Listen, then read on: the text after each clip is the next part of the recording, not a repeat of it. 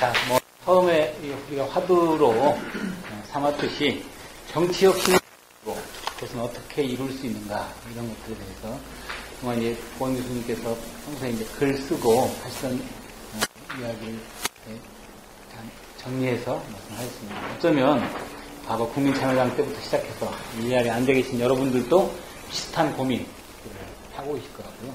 근데 이제 딱히 이렇게 하면 되겠구나, 이 사람을 지지하면 되겠네, 이런 답이 없는 겁니다. 그러니까. 어떻게 이룰 수 있는가 역시 안 계실 거고요.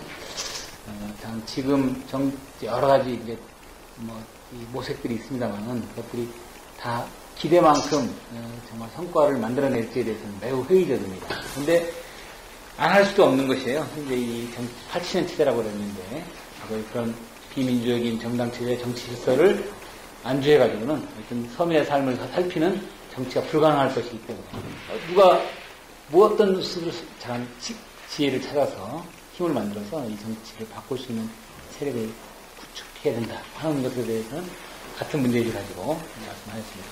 아시겠지만 우리 고원 교수님은 학자이지만 약간의 외도가 있었어요. 지난 대선 때 안철수 캠프의 정치 혁신 정책 자문 모임에 한 구성원으로 활동을 하셨고, 이런 안철수 캠프의 여러 가지 알에 대해서는 그동안에 프레시안이나 이런 데 글도 쓰시고 그랬던 걸 찾아보실 수가 있을 겁니다. 자, 쭉 말씀을 하셨는데, 1시간 동안 말씀하셨어요. 혹시, 지금부터는 따로 구분하지 않고, 이견이 있거나, 아니면 더 듣고 싶은 분야거나, 궁금하신 거 있으면 질문을 하시면 답변하시는 순서로 진행하도록 하겠습니다. 자, 질문 하겠습니다. 이영희 위원장님. 네, 인천에서 이영희라고 합니다. 네. 고원 교수님은 지난번에 안철수 캠프에 계셨고, 안철수 생각, 책을 읽어봤는데, 사실 내용이 없잖아요. 캠프 얘기해서. 근데 제가 딱 꽂히는 부분이 복지 부분만 읽었거든요. 복지 부분을 좀 중점적으로 읽었는데, 그때 말씀하시기를, 그건 뉴딜 정책. 그러면 그게 케인즈 정책 아닙니까? 그렇죠. 그래서 저는 이제, 안철수 신당이 만들어진다, 불가피하다. 저는 원 교수님이 말씀하시기 때문에 굉장히 신빙성 있게 듣고 있고, 저도 당연히 그렇게 신당이 만들어질 걸 믿고 있어요. 저는 이제 진보정의당 당원인데, 저는 우리 진보 정당들이 사실 정책 승리 모호하고, 어떤 그런 대안을 제시할 때 정말 내려올 만한 그런 노선이 될 게 없기 때문에 제가 진보정의당이 사민주의 노선으로 가야 된다고 지금 굉장히 거기에 대해서 이제 중점을 두고 있는데, 저는 사실 조금 두려운 게 안철수 신당이 사민주의 노선을 표방할까봐 사실 조금 좀 그렇거든요. 근데 아까 말씀하시기를 분명한 진보의 특성을 드러내겠다고 말씀을 하셨는데, 안철수 신당이, 그러면 안철수 당이 창당을 하게 되면 어떤 진보적 가치와 어떤 노선을 표방할 것인지에 대해서 아시는 게 있으면 좀 말씀해 주시기 바랍니다. 이제 질문 드리기 전에 제 의견은 이제 서구에 진 정파의 한 당원으로서 비유와 핑계가 될지 모르지만, 운동장은 평평한지 모르겠어요. 운동장은 평평한지 모르겠지만은 골대 크기라든지, 그 다음에 선수 숫자라든지, 적용률이라든지, 공정하지 못한 심판, 여러 가지가 작용을 했고, 같은 편이 아니었던, 축구시합하는데 11명이 우리 편이어야 되는데, 한 4명은 저쪽 편이었던 그런 상황이 되니까, 이길 수는 없는 선거였다. 분발을 했고, 아까 말씀하신 동의하는 거는 그 정도 지지를 받았으면 잘한 거다.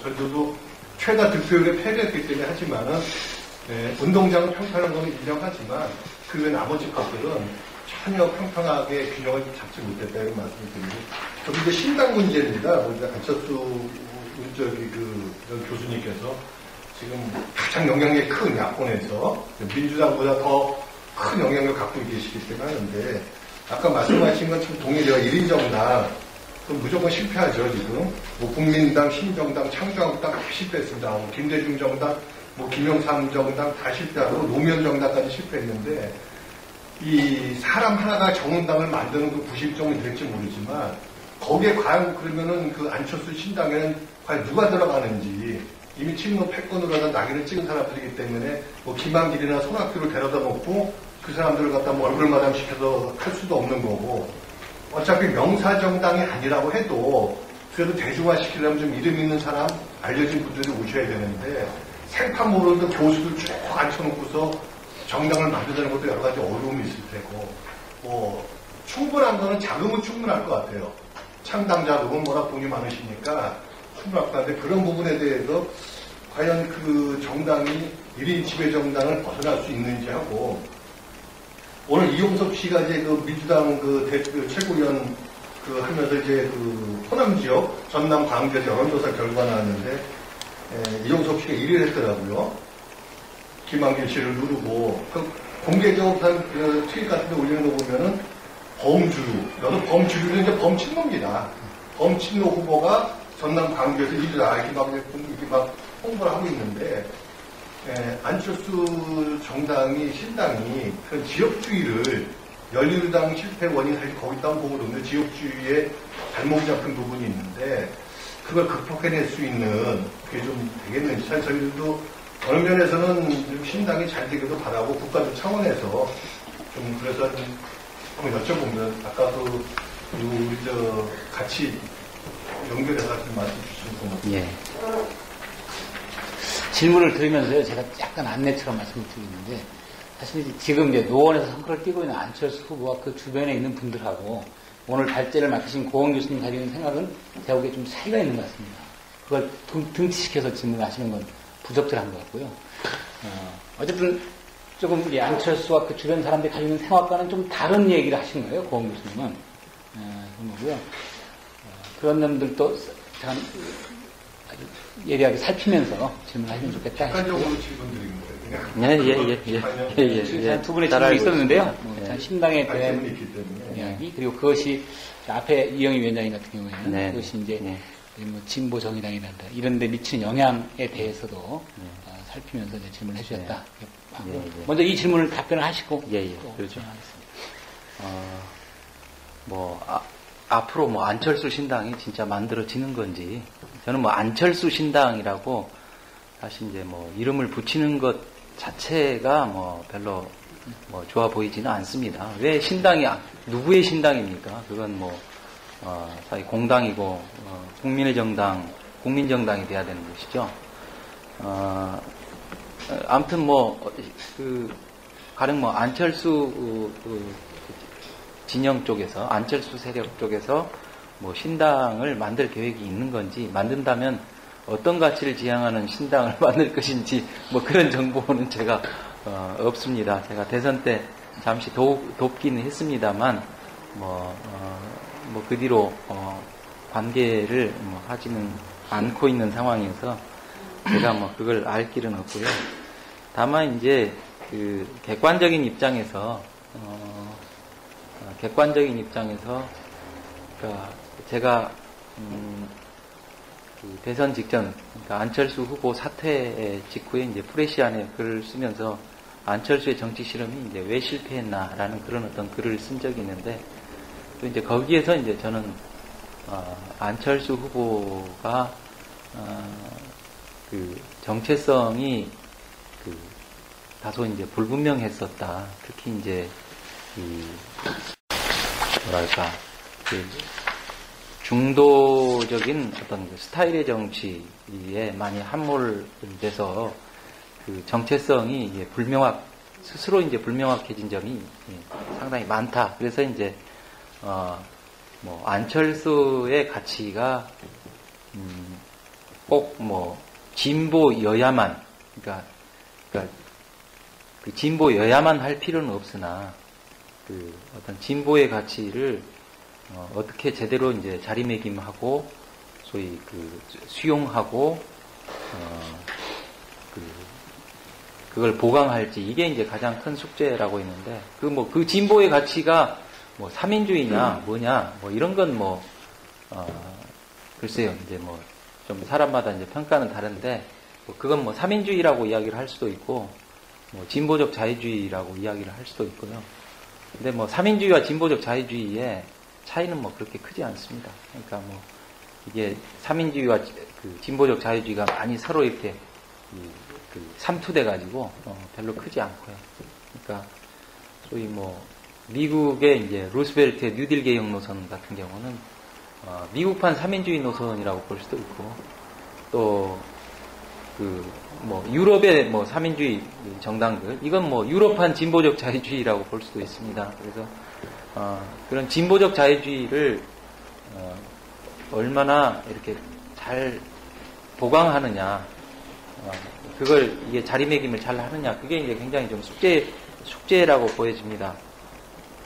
이제 그럼에도 불구하고 어떤 단일한 가치나 단일한 노선, 그러니까 단일한 이념으로, 그게 단일한 이념으로 구성된 정당, 이건 조금 거의 불가능해요. 그러니까 기본적으로는 각각의 어떤 그 정체성은 이때 일종의 이제 하이브리드, 소위 융합이 불가피한 것이죠. 삼인주의로 이렇게 어떤 포괄적인 대중적인 정당을 이렇게 만들기 힘들거든요. 삼인주의 하나로만은. 이제 그래서 이런 어떤, 저는 뭐 이런 하이브리드가 굉장히 중요하다라고 보고요. 하이브리드가 이제 그런 점에서 뭐냐면은 아까 제가 말씀드린 누구의 정당, 안철수 신당, 실제 이제 이런 상당히 사당화되는 그런 형식이 된다면, 그러니까 신당이 그런 형식이 된다고 한다면은 그건 완전히 이제 실패작이 되겠죠. 그래서 그게 안 되게 하는 방법이 이제 어떤 게 있느냐라는 게 이제 질문이신 것 같아요. 그러니까 일단 뭐 좀 어려운 질문이지만, 뭐 아직 뭐 현실화된 것도 아니고, 뭐 제가 거기에 관여하는 것도 아니고, 뭐 그렇기 때문에 상당히 좀 어려운 질문이시지만, 일단은 정당이 굉장한 이제 어떤 국민적 공감대를 가지고, 소위 대중적 창당 운동의 어떤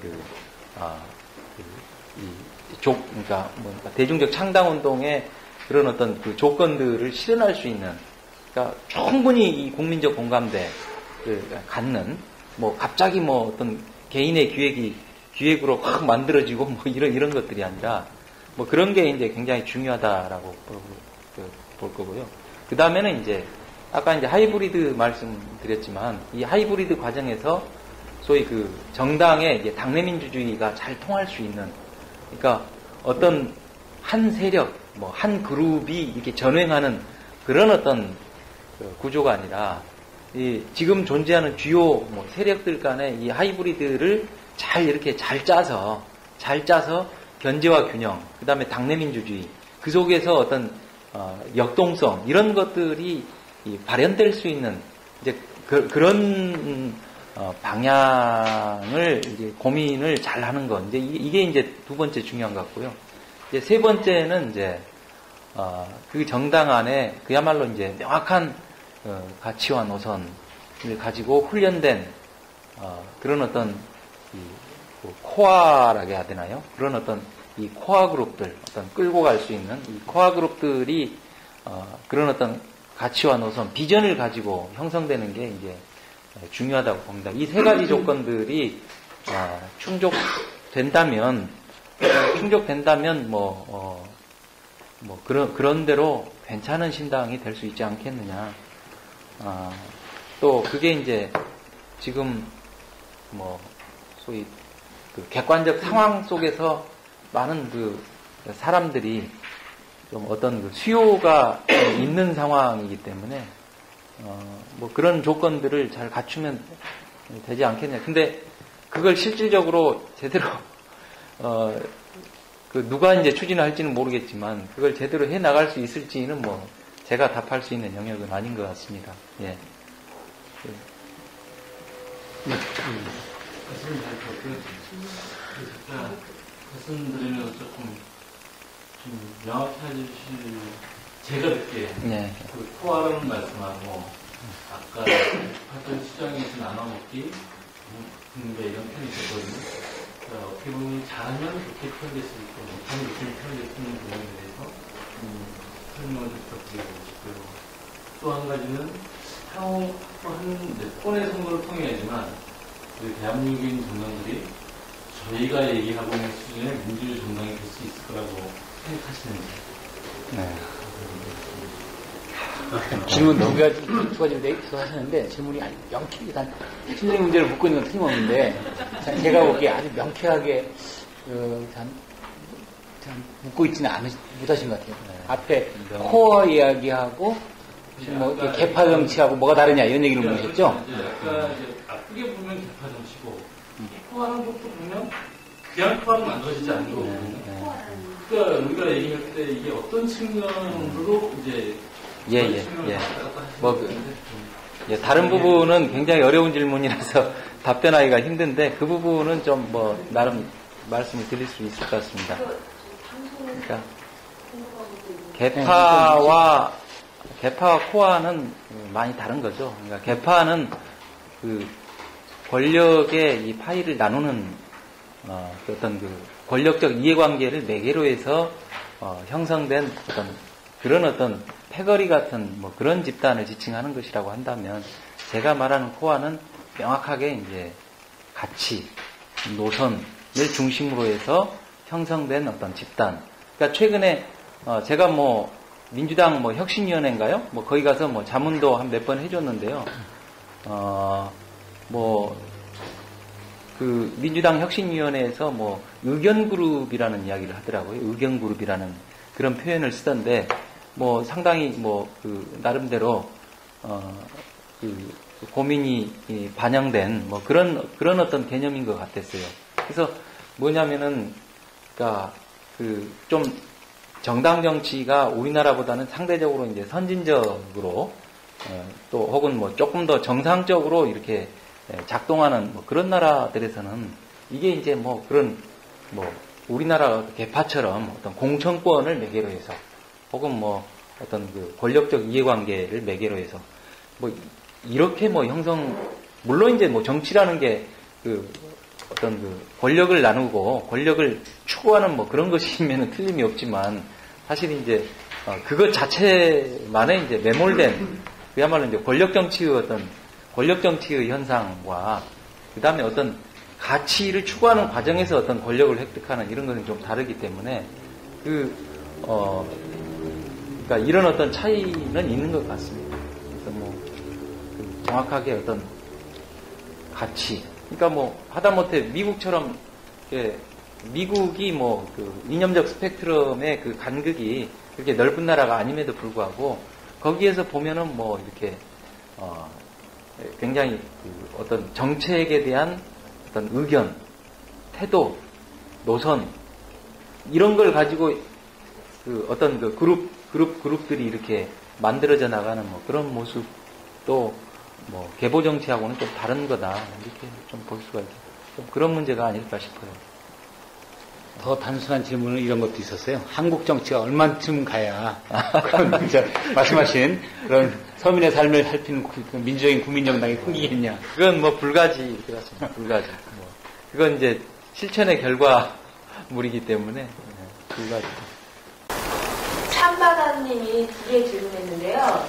일단 진짜 간단한 건데 신당의 창당 조건이 세 가지는 무엇이라고 생각을 하시는지. 신당의 창당 조건.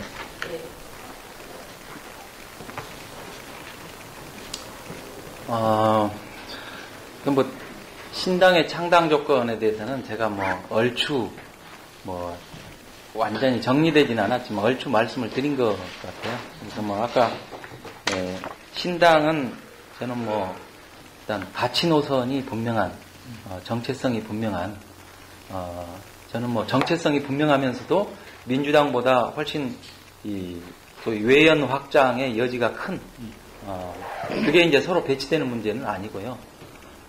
근데 이제 가치 노선이 분명한 가치 정당, 그러니까 뭐 개보 정당, 개파 정당 이런 게 아니라 가치와 노선, 의견을 중심으로 해서 활동할 수 있는 그런 어떤 정당, 그런 정당인데 특히 이제 저는 뭐냐면은 일종의 그게 중도 정당화로 되면 아까도 말씀드린 것처럼 그건 또 하나의 소위 민주진보 내에 또 하나의 어떤 할거 체제가 될 가능성이 커서 우려스럽다고 하는 것이고요. 그 다음에는 이제 아까 사당이 돼서는 안 된다. 사당이 되지 않기 위해서 몇 가지 조건 아까 말씀을 좀 드렸기 때문에 다시 구체적으로 다시 반복은 하지 않겠습니다. 그 과거의 사례를 보면 교수님이 말씀하셨던 풀뿌리 민주정치, 아부정치가 아닌 그런 유형의 개파정치가 아닌 그런 유형의 정당 건설은 2002년도에 개혁국민정당이 처음 만들어졌을 때 그런 모습을 띠고 있었고, 그게 결국에는 열린우리당으로 가면서 다시 또 의미가 소멸이 됐는데, 또 2009년도에 노무현 대통령 돌아가시고 난 다음에 이제 창당됐던 국민참여당이 또 그런 형태의 정당이었던 것 같습니다. 그런데 일종의 정치 실험처럼 끝나고 마는 그런 상황이 지금 되죠. 그 정치 실험처럼 끝나고 마는 그 원인에는 우리나라가 갖고 있는 여러 가지 그 정치 지형적 상황에서 양당 체계를 무너뜨릴 수 있을 만한 힘이 근본적으로는 그 유지될 수 없는 그런 구도 아닌가 이런 생각을 좀 해봅니다. 예를 들어서 국민참여당 때의 이 경기도지사 선거나 또는 김해 보궐선거 등을 통해서 국민참여당이 한 단계 더 확장될 수 있는 기회를 잡았음에도 불구하고 실패가 된 원인에는 국민참여당의 이 기본적인 역량 부족, 또 존재하고 선거 전략의 여러 가지 그 실수 이런 것도 존재하지만 국민참여당을 같이 두어야 될 민주당이 흔쾌히 전력을 다해서 국민참여당을 돕지 않으면 결코 국민참여당은 독자적 힘을 가지고 성공할 수 없는 것을 그때 그 선거 결과로 느껴진 것 같아요.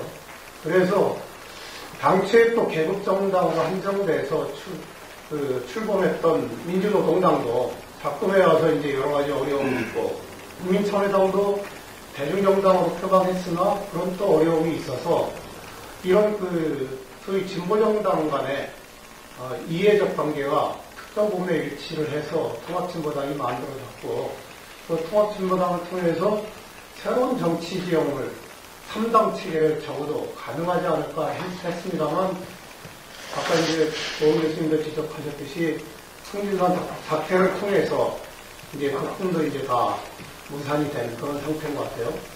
그런 지금 이제 신당이 출연해야 되고 신당이 출연될 것 같다라고 하는 주제에 있어서 그 신당은 과연 성공할 수 있을 것인가 만들어진다고 한다면 거기에 대해서 과거 사례를 보면 역시 신당도 안 될 것 같다 이런 생각이 좀 드는 것입니다. 그러니까 좋은 가치, 또 그런 좋은 가치를 표방하는 좋은 사람들이 모인다고 해도 이렇게 그 지역주의를 표방하는 양당 체계의 이 구도 하에서 그 살아날 수 있는 또 일정한 영역을 확보해서 경쟁 체제를 갖출 수 있는 것은 거의 불가능한 거 아닌가 하는 과거의 그 경험칙을 가지고 좀 말씀을 드리는 것인데, 이것이 일정 부분 성공을 하려면 제도가 바뀌지 않으면 불가능할 것이다 이런 저는 판단을 하는 것입니다. 예를 들어서 국회의원 선거에는 중대선거구를 하지 않으면 안 될 것 같고, 또 대통령제는 결선투표제가 있지 않으면 도저히 그 양당 체계와는 무너뜨릴 수가 없을 것 같다는 판단이 쓰는 거예요.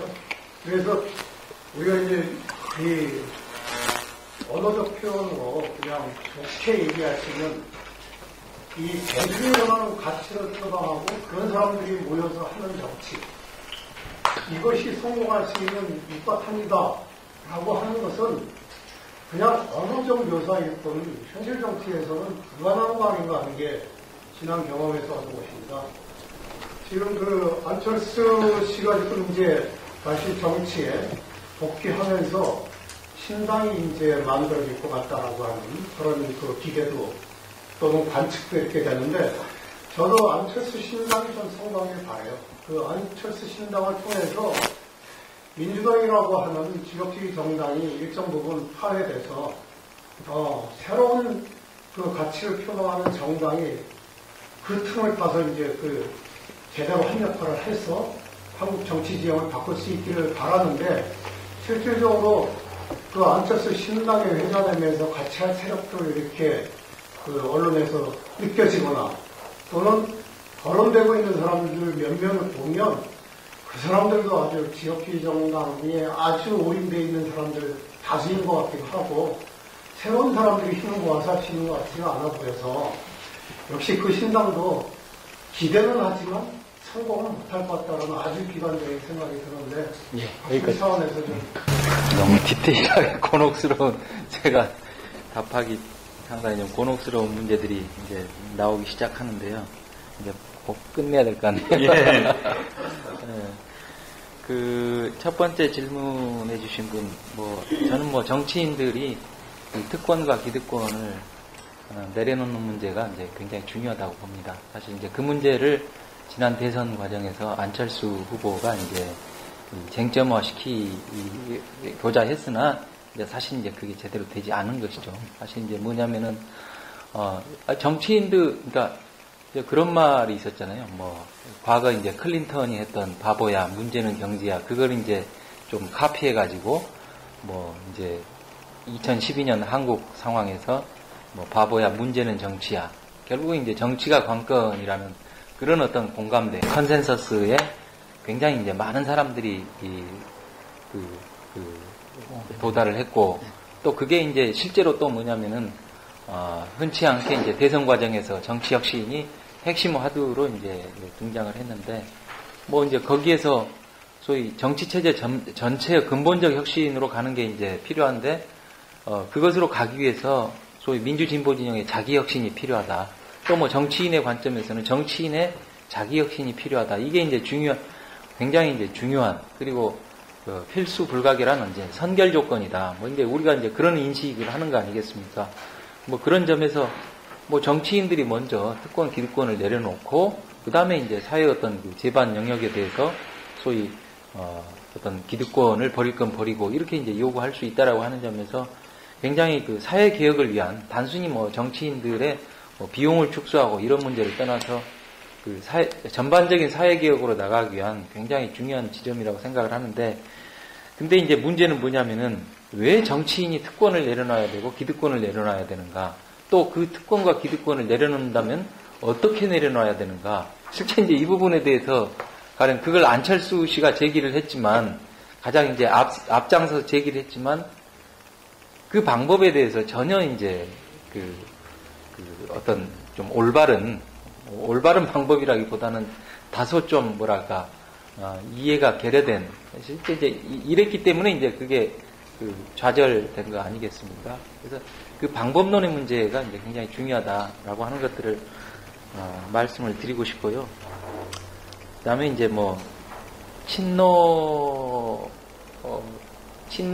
세력 혹은 친노에 대해서 굉장히 이제 많은 사람들이 이렇게도 평가하고 저렇게도 평가하고 한편에서는 그래도 조금 옹호하는 그런 이야기가 있는가 하면 또 한편에서는 굉장히 그 보수가 아님에도 불구하고 상당한 적의감과 이런 것들을 드러내는데 참 너무 복잡해서요. 사실 이제 친노라고 이렇게 불리는 세력도 또 정당을 경계로 해서도 나눠져 있고 또 생각도 이렇게 나눠져 있고 굉장히 스펙트럼이 커서 저 역시도 어디서부터 어디까지 뭘 어떻게 기준을 잡고 이야기를 해야 될지는 모르겠습니다만은 적어도 이제 민주당 안에서 이제 친노라고 소위 분류되는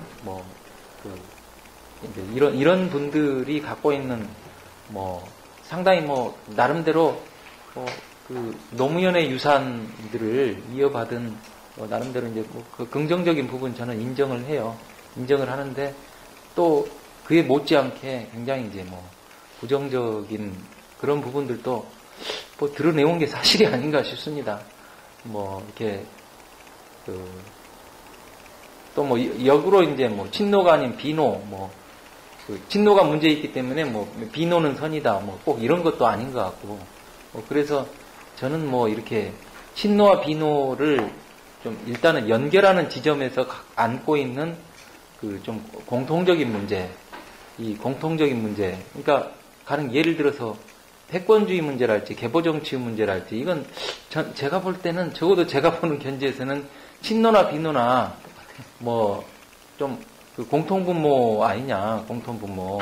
또 그런 부분들이 또 경험적으로 사실 이제 확인된 여러 가지 계기들이 좀 있었다.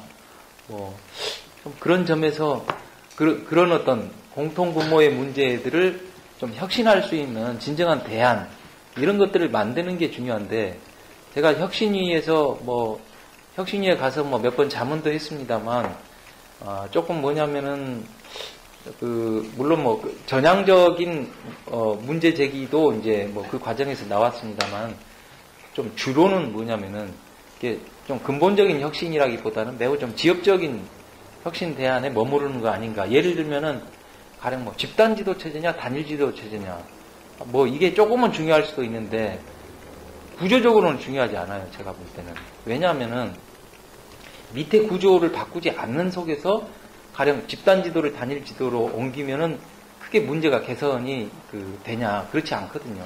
왜냐하면은 이 밑에 구조를 바꾸지 않고 가령 예를 들어서 집단 지도 하니까 뭐 적당히 뭐 담합하고 나눠 먹고 그게 결국은 현상유지 질서가 되고 뭐 책임지는 사람 없고 이렇게 되더라. 이건 문제죠.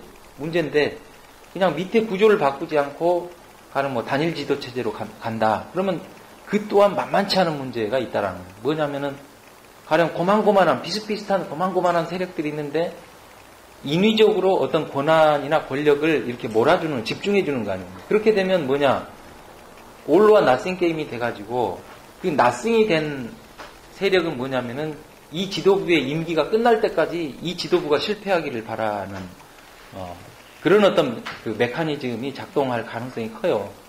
그러니까 이건 역시도 더 나쁠 수도 있다라는 거예요.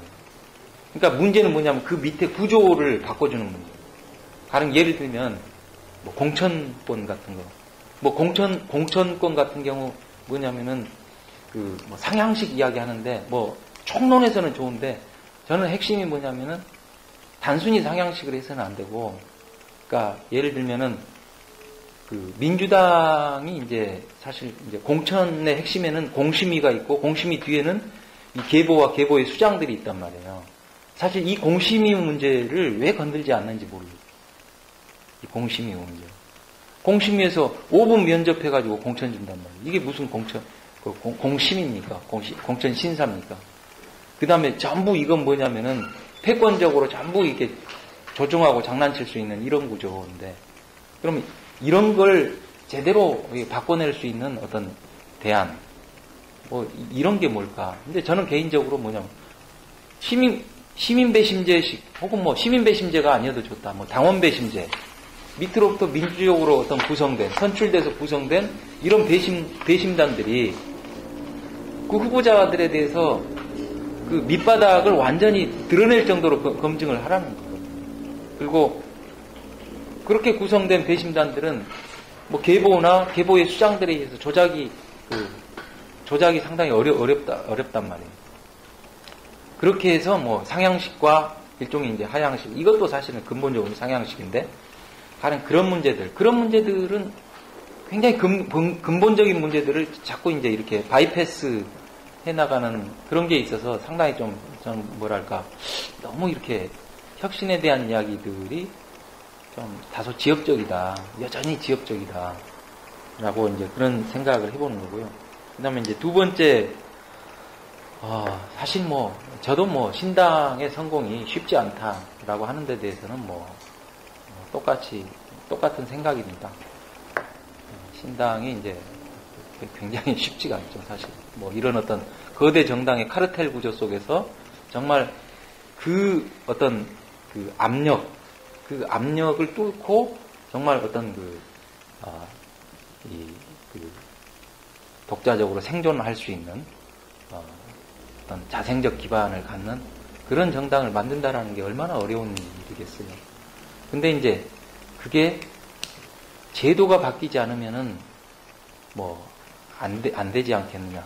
근데 문제는 뭐냐면 그 제도는 누가 바꾸냐라는 거예요. 그 제도는. 물론 어떻게 해서 제도가 바뀌면 그건 매우 쉽겠죠. 제도가 바뀌면 매우 쉬울 텐데 또 쉬운 만큼의 어떤 마이너스 요인 문제가 또 뭐 있겠습니다. 결국은 주체의 문제인 것 같아요. 주체의 문제.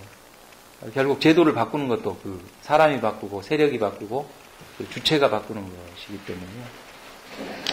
그래서 신당이 사실 이제 국민참여당의 실험이 실패했던 과정에 대한 소외와 상당히 좀 아픈 감정 이런 것들을 말씀을 해주셨는데 저는 상당히 좀 그거에 대해서 안타깝게 생각을 합니다.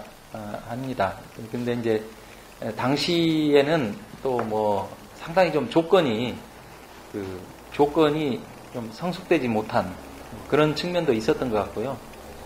근데 신당을 할 수 있는 주체적 자원, 인적 자원, 물적 자원, 혹은 이념적 자원, 이런 것들이 여전히 턱없이 부족하다라는 것도 저의 객관적인 생각이에요.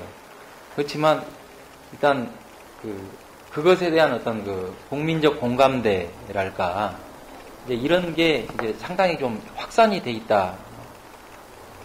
자, 그걸 기반으로 해서 어찌됐든 뭔가 좀 만들어질 것 같다. 불가피하게 만들어질 것 같다. 그러면 이 만들어진 것을 주체적 자원이 좀 빈곤하고 이러기 때문에 이거 안 될 거야. 이걸 그냥 방임해야 되는 것인지 아니면은 이것에 일정하게 이제 개입해야 되는 것인지라는 좀 굉장히 좀 어려운 난해한 문제가 좀 있는 것 같아요. 그래서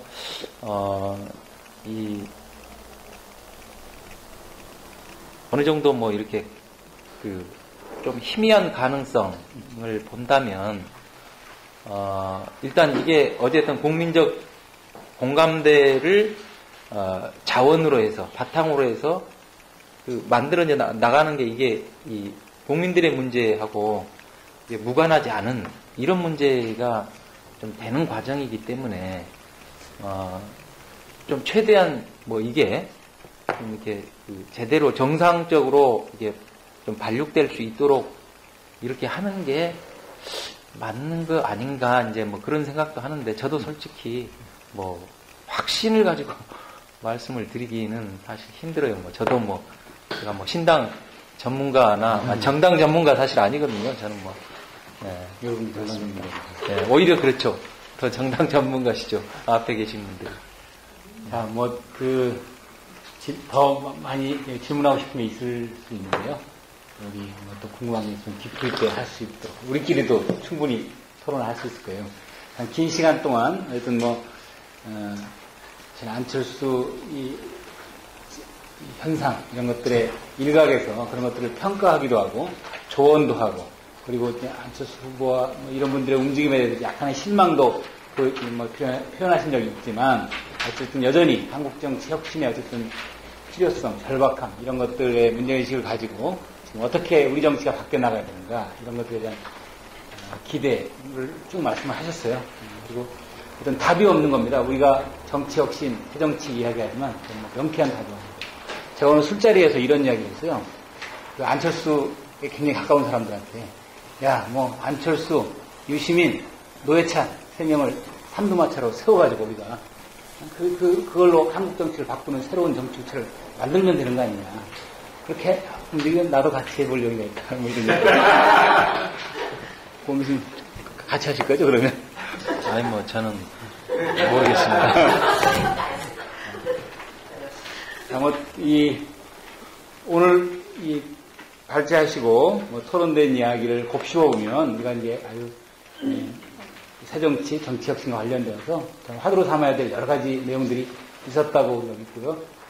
이런 것들을 같이 고민하는 우리가 됐으면 좋겠다고 생각합니다. 이렇게 해서 오늘 참여정책 연구의 12차 토론을 마치고요. 2주 후에 13차 토론을 드리겠습니다. 우리 고은 교수님한테 감사의 박수로 마무리하도록 하겠습니다.